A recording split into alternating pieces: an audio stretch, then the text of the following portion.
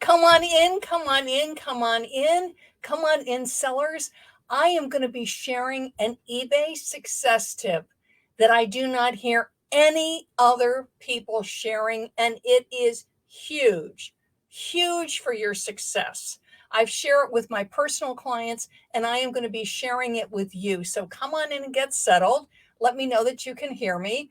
And this is what I wanted to say to you is, first of all, whether you are new, whether you're more intermediate or whether you're a more advanced seller, any seller at any level, hi Paula, how are you, can fall into this and it will kill your success. So my success tip is to not do this. And this is what it is do not compare yourself to other sellers. And usually we do it to our detriment. And this is why not to compare yourself to other sellers and why it can really squash your success because you do not know everything that is going on in that person's life. You do not know what their circumstances are. You only know what you may read or what they share with you. And even if you have other sellers that might be in similar circumstances to you, they're single, they're married, they live in your part of the country, they're newer sellers, they're intermediate, they're more experienced sellers. Within that, there's always an enormous amount of variables. You don't know the person's medical situation. You don't know what their family situation is. You also don't know what their financial situation is. You do not know on how many platforms they sell on. And if they're a part-time seller, and many wonderful, very successful eBay sellers are part-time sellers, you don't know all of the demands that their other job puts on them. So really, I encourage you just to think of yourself and to know that you are a unique, wonderful seller. Now, with that being said, there's a lot to be learned from other sellers, but do it in a way where it's helping you and it's empowering you in the choices that you make, not in a way that you're beating yourself up. For instance, I'm in New York City, if you don't know that. And I remember early on in my selling, and I'm selling successfully on eBay for over 15 years, I would read of people that went to these very large stores like Savers. I'm trying to think of other ones, Goodwill bins. There's not a Goodwill bin near me. And I would get frustrated because I did not have sources like that near me. Now, I do have some really good, very large thrift shops near me, which is great. But the thing that I have in my area in New York is we have a ton of retail, and I mean a ton. And the great thing with retailers in New York City is there's always a clearance section, and in some of them, they have an entire floor that is clearance. So for me, yes, there's wonderful thrift shops, but as equally as important, if not more so, are retailers with enormous clearance sections.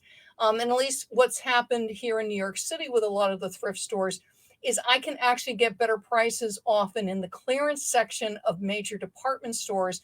The prices are better than going into thrift stores. So I encourage you to keep that in mind. You know, when you listen to people and you're comparing notes and you're listening to videos, you may hear of people talking about a certain chain of thrift stores, Salvation Armies or Goodwills or Savers, and the ones in your area, the prices might be high, or it could be the inventory selection isn't that great. You know, this seller that's sharing that's in Kansas or Iowa or North Dakota or Missouri or Montana, wherever they are, theirs is fabulous, but the one that you have is not so great. Also, inventory can change. I remember one thrift store chain here in the city that I loved. Their prices were really, really good. And then literally what happened was within like a month or two, their prices doubled and then tripled. It just really, really changed. And that's frustrating because you're used to going to a certain store or going to certain stores for your inventory. And then all of a sudden the prices are just crazy. They're just astronomical. In situations like that, what I find, like there's a Goodwill that I like, that's about 15, 20 minutes from my home. Their prices on certain items, on certain brands, is extremely high because clearly what they're doing is they're using their cell phones or iPads and they're going online and they're checking prices. But other things that are more unusual, their prices are still very, very good.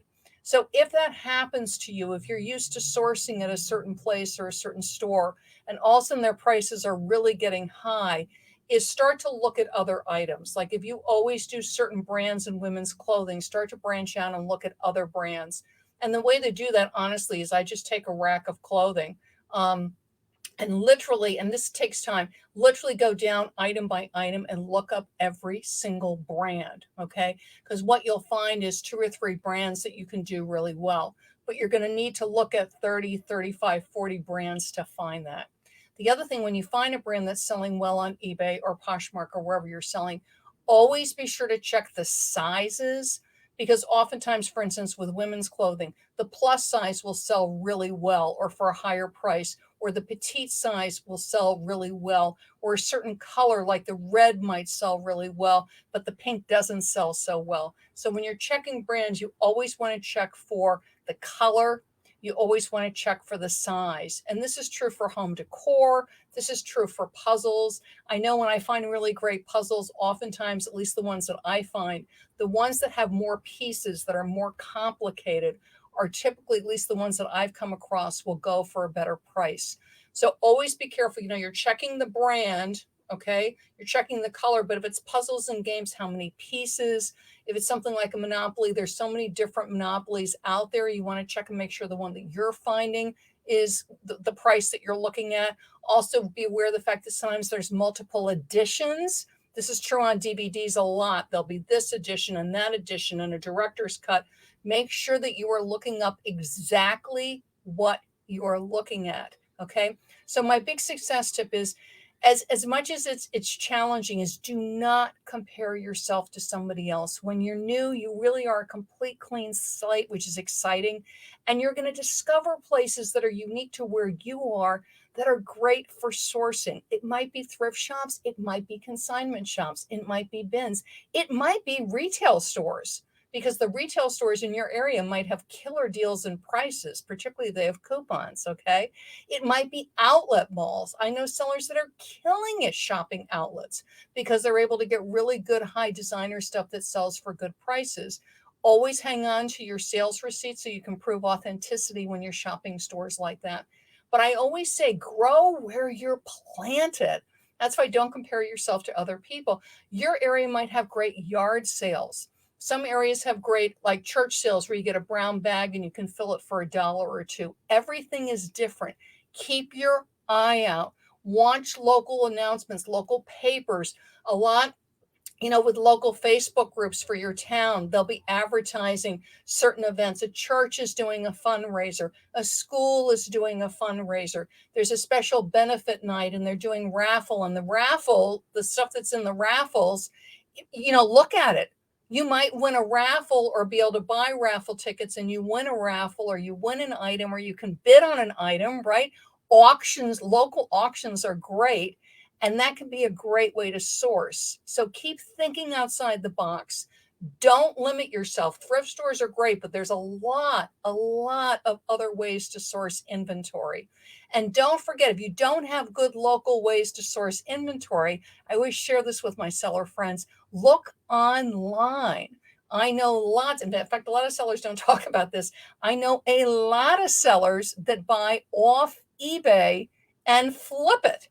So they see a listing, they know it's undervalued. It's either not getting bids in an auction or it's just not a good listing. The pictures aren't clear. They don't have a good title. They haven't optimized the listing. And another seller will grab it and flip it. So keep an eye on eBay. eBay can be a great source for inventory. So my advice to you, the success tip that I don't hear a lot of people sharing, is grow where you're planted. Find inventory that's unique to your area, the stores that work for your area, the sourcing that works for your area, and use that. And don't compare yourself to others. Again, if you're a part-time seller, that's great. Most of us start part-time, and many successful sellers stay part-time because they're raising kids, because they have elder care, because they have a full-time job that they really love, and they love eBay, but eBay's on the side. So never think, oh, I should do this, or oh, I should do that. It's what can you do? What's available to you? What inventory can you put your hands on? And always be thinking outside the box. Again, drugstores can be great ways to source inventory, but over the counter things. Always watch expiration dates. Sometimes you'll get great health and beauty items at local stores. It may not sell in your area, which is why it's marked down, but man, it sells like gangbusters on eBay. So never overlook stores, hardware stores, sporting goods stores. Again, I think a lot of times because we're also, inclined to clothing. So we're looking at shirts and dresses and tops, underwear, leggings, shoes, socks. But don't forget everything else that people buy, and everybody is shopping online. So it's sporting goods, it's home decor, it's bedding, it's towels. Now we're outdoors, right? 'Tis the season to be outdoors more. Everything outdoors. It's wind chimes. I got a great deal once. I sold out. I wish I could get more of them.